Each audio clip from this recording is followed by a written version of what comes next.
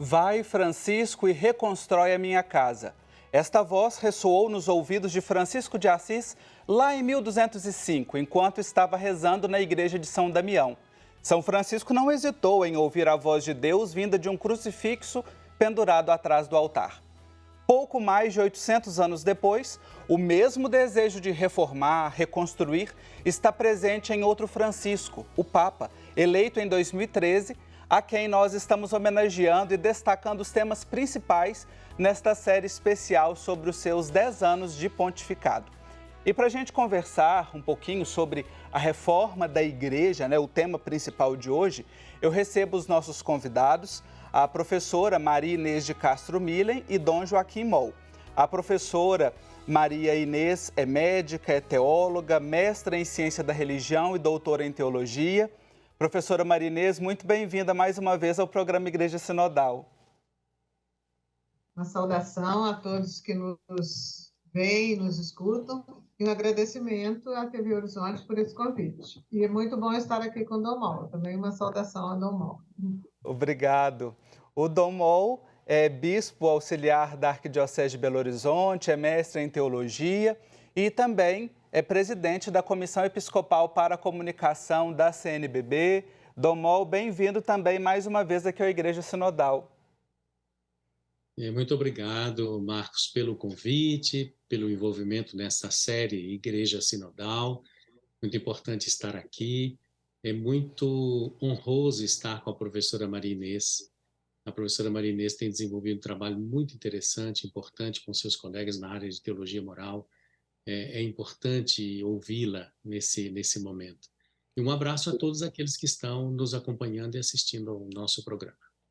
Inclusive, nós vamos começar ouvindo a professora Maria Inês, Dom Moll, essa presença feminina, pensante aqui na igreja entre nós, tocando lá no início do pontificado do Papa Francisco. A escolha do nome, a forma como ele se apresentou na sacada da Basílica Vaticana após a eleição, já era um indicativo dessa reforma que ele iria promover no seu pontificado, professora? Olha, claro que sim. A aparição de Francisco como Papa foi, para mim, um evento inesquecível. Um evento muito emocionante e de muita esperança, porque eram sinais, ele apresentava lá alguns sinais de uma igreja que eu sonhava.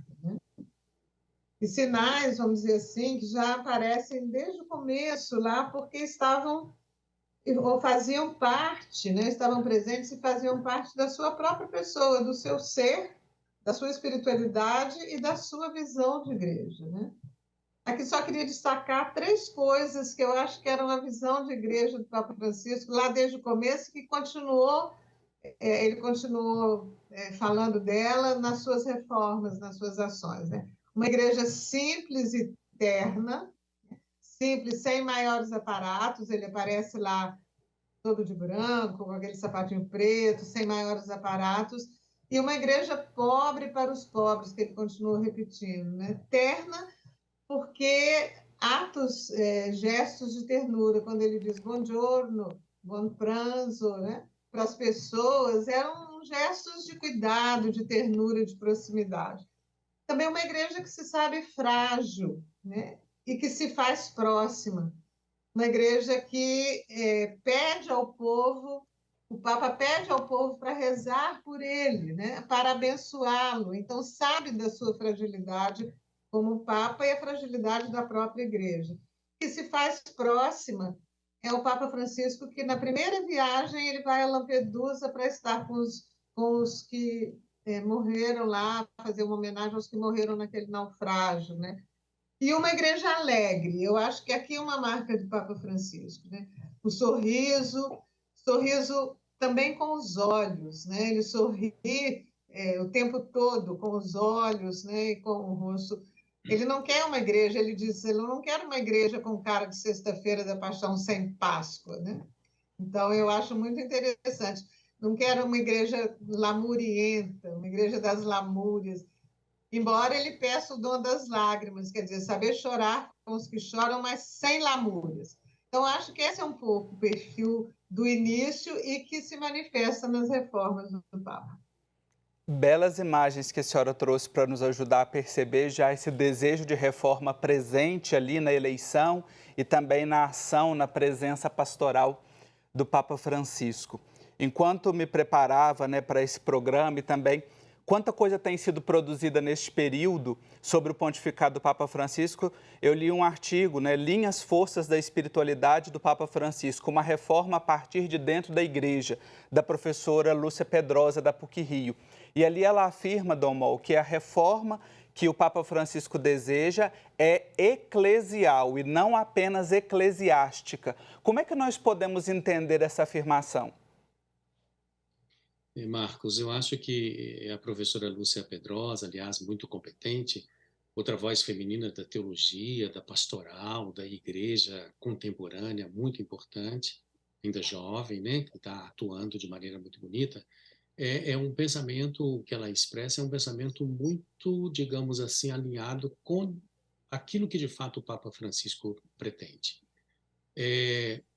Essas palavras iniciais da professora Maria Inês ajudam a gente a entender o que é uma reforma que se pretende eclesial e não apenas eclesiástica. Aliás, uma reforma apenas eclesiástica, confesso a vocês, não deveria ser chamado de reforma, porque é reforma apenas de um pedacinho, de uma parte da igreja, que compromete o todo. Francisco, por essas características que a professora Maria Inês já disse, e outras que a gente poderia elencar, ele não pretenderia uma reforma que não fosse eclesial, uma reforma da igreja. Entender isso ajuda a entender não só o que ele pretende, mas a reforma que está sendo colocada, que já está em curso, não é? Só a reforma eclesial é capaz de promover aquela outra, a reforma eclesiástica. Sem a eclesial, a reforma eclesiástica não vai adiante. O que é a reforma eclesial? Espero ser fiel à professora Lúcia Pedrosa. É a reforma da igreja. É a reforma da igreja. Essa é a reforma eclesial. A reforma eclesiástica é de parte da igreja, inclusive a parte que tem predominado e se imposto ao todo, a partir de sua característica mais evidente, que é o clericalismo. Não se enfrenta o clericalismo fazendo uma reforma eclesiástica, mas uma reforma eclesial. E o clericalismo precisa de fato ser confrontado, enfrentado, ele está presente, não é uma hipótese, é uma realidade, não é? E o Papa Francisco duramente disse que este problema, o clericalismo, é um câncer para a igreja. A reforma eclesial é, portanto, a possibilidade da reforma do todo. O Papa diz que o todo é mais importante que a parte. E trata-se da reforma, entre aspas, da reforma por excelência, como a oportunidade, não só como uma oportunidade, mas como a oportunidade para a igreja afeiçoada como ela está, ou estava ainda mais, ao entardecimento e conflitada com o alvorecer. Uma igreja que gosta mais do escuro do que do claro. É uma igreja, dentre tantas outras igrejas, dentre tantas outras instituições, religiões, culturas, que arrogam para si a missão de dar sentido à existência pessoal e coletiva. Então, de fato, o Papa Francisco ele se propõe a uma tarefa muito maior do que aquela de reformar um pedacinho da igreja. Ele pretende fazer com que, pela reforma, a igreja seja mais fiel ao projeto inicial, que é o projeto de Jesus.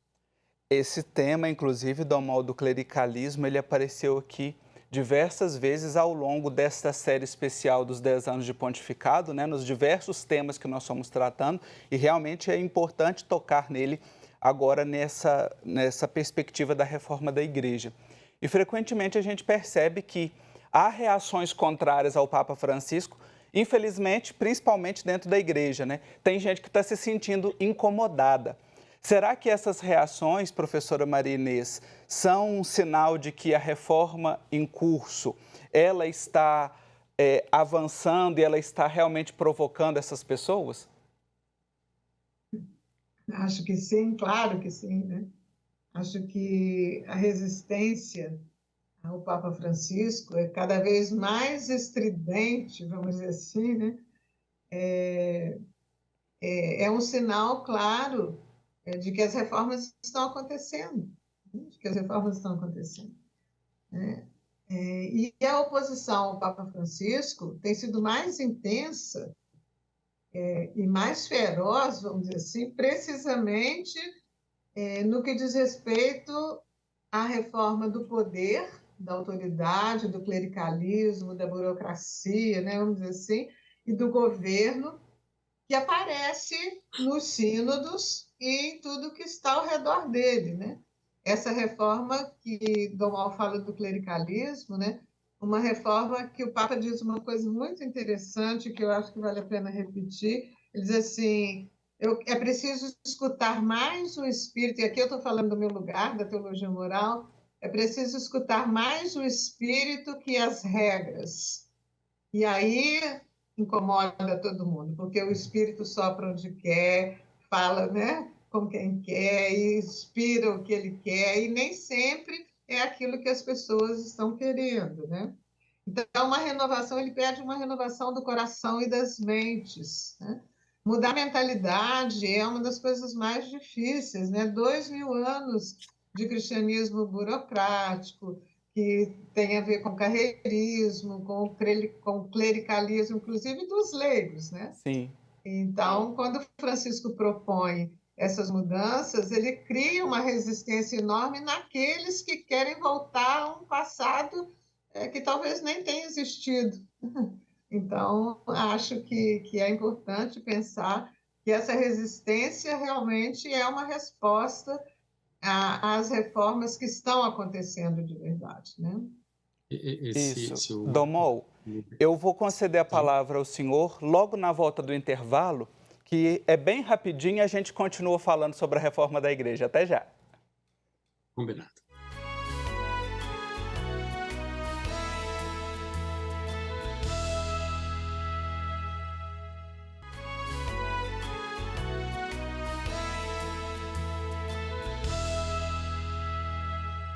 Estamos de volta com o nosso programa Igreja Sinodal, falando sobre a reforma da igreja, com os nossos convidados, a professora Maria Inês de Castro Milen, Dom Joaquim Moll. Dom Moll, nós estávamos falando, né, sobre esse incômodo que as reformas do Papa Francisco têm feito. A professora Maria Inês encerrou o bloco e eu disse que concederia a palavra ao senhor agora na volta. Sim, sim. Então, porque são dois aspectos que gostaria de comungar com aquilo que a professora Maria Inês disse e, quem sabe, estender um pouquinho mais, porque eu acho que está na estrutura de tudo que nós estamos conversando, está na estrutura da própria reforma da igreja. Trata-se da participação do Espírito. Então, essas resistências, elas são enfrentadas com muita tranquilidade pelo Papa Francisco, porque ele está em comunhão com o Espírito. Senão ele estaria enlouquecido, ele estaria doente, mentalmente doente. Não está por quê? Porque ele sabe que o que está acontecendo é do Espírito Santo. O padre França Miranda tem trabalhado muito no sentido de valorizar a presença do Espírito Santo em todos os processos vivificadores da própria igreja, né? E aí, quando você perguntou, lembrando lá aquela primeira apresentação do Papa na sua eleição, eu acrescentaria ali uma coisa muito interessante. Eu vejo que aquilo foi já um sinal de que a reforma estava vindo, mas aquela maneira do Papa começar, ela foi antecedida por algumas ações do Espírito.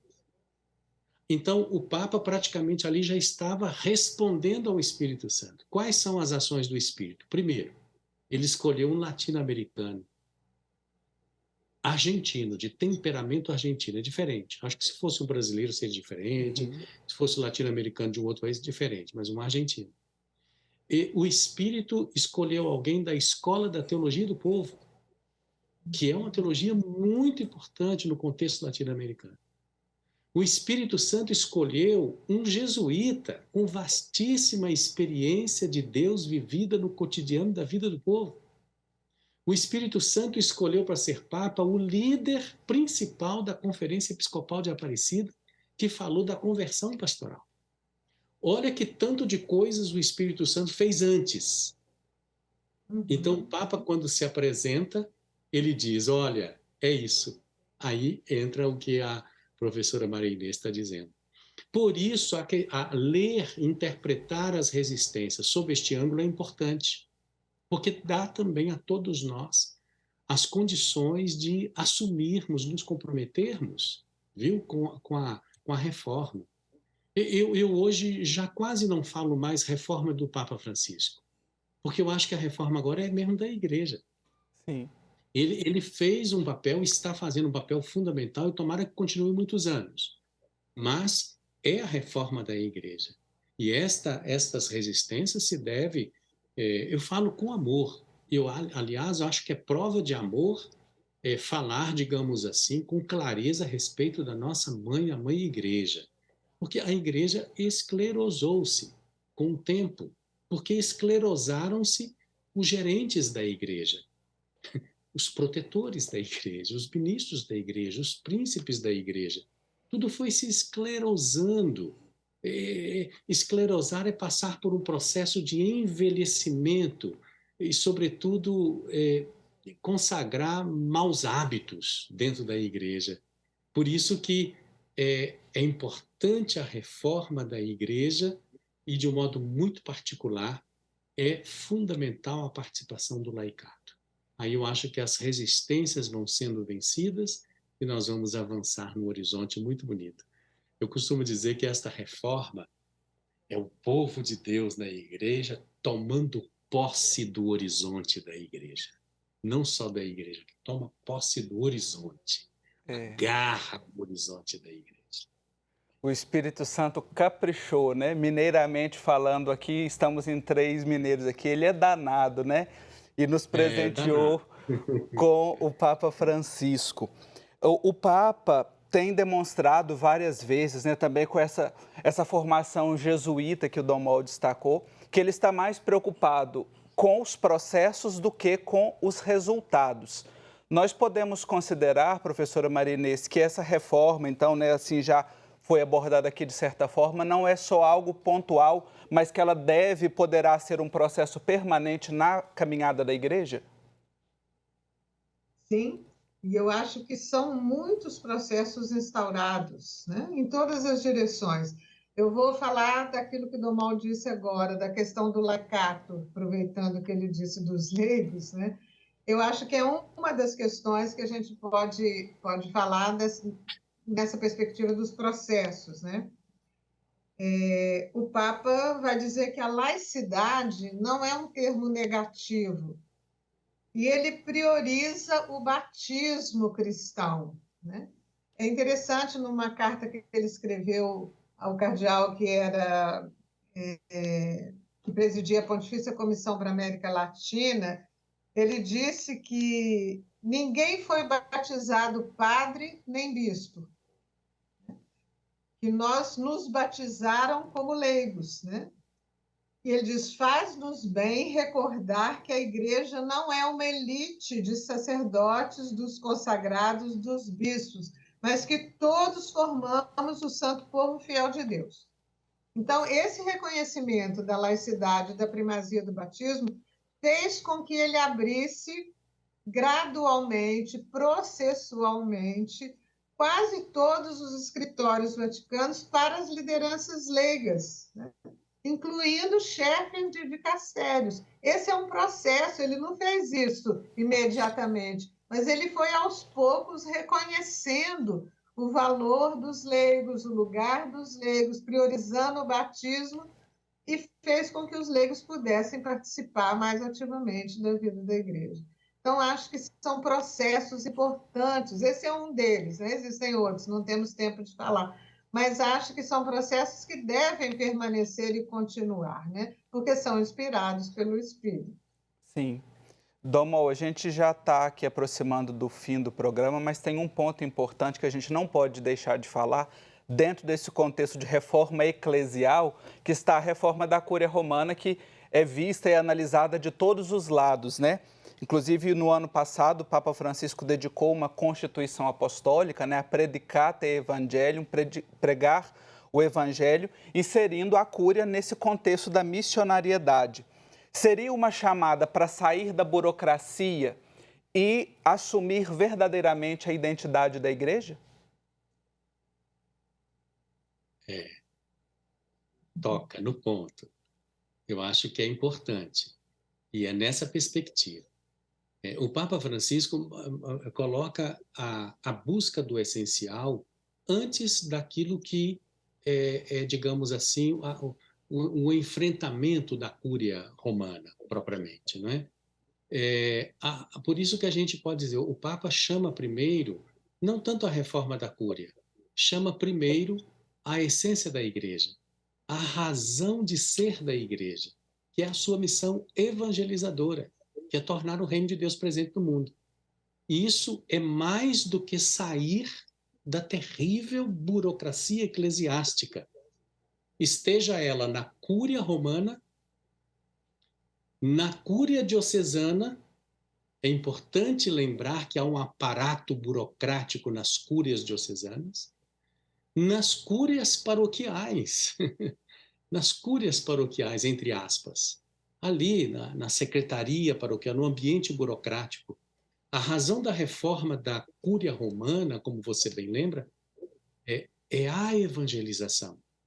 E ela precisa se instalar também nas outras cúrias e na vida, inclusive, do clero, que tornou cúria os seus próprios corações.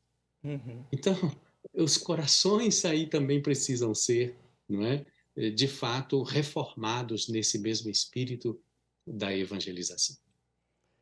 Olha aí que beleza a gente perceber e o Papa se coloca como um entre todos, né? Inclusive é algo inédito que na Constituição ele também é um chefe de um dicastério, né? Ou seja, a evangelização está a cargo do Papa, tem ali os colaboradores, mas é a missão, é evangelizar, tornar o reino de Deus presente no mundo. Que boa essa conversa, que alegria recebê-los, e eu quero agradecer, professora Maria Inês, Dom Mol, pela oportunidade de partilha, né, do olhar de vocês sobre o pontificado do Papa Francisco e a reforma da Igreja. Professora Maria Inês, muito obrigado. Obrigada a você, Marcos, pela oportunidade de estar aqui e participar com vocês dessa conversa. Dom Mol, muito obrigado também pelo tempo que o senhor dedicou para conversar com a gente mais uma vez. Nós vamos fazer uma reivindicação, Marcos, que você nos chame de novo, viu? Para que com a gente alegria. continue essa conversa. Eu e a professora Maria Inês e eu, sabe? Vamos conversar novamente com você, se Deus quiser. E que desta reforma saia mesmo uma igreja nova, como obra do Espírito que torna novas todas as coisas. Assim seja. Amém. Olha, Dom Helder Câmara dizia, feliz de quem entende que é preciso mudar muito para ser sempre o mesmo. Motivados por Francisco, sigamos reformando e nos reformando, percebendo que o que não deve mudar é o Evangelho e o nosso seguimento a Jesus Cristo. Eu espero você no próximo programa para nós encerrarmos esta série especial sobre os 10 anos de pontificado do Papa Francisco. Um abraço.